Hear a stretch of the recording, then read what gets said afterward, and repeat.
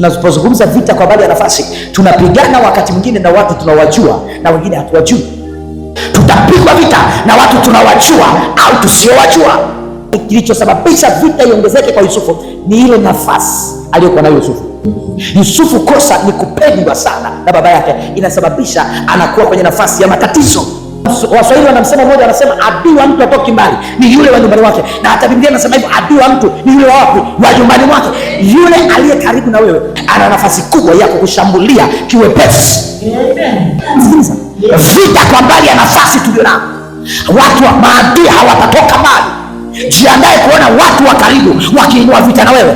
Jiandae kuona watu unaowajua wakiinua vita na wewe.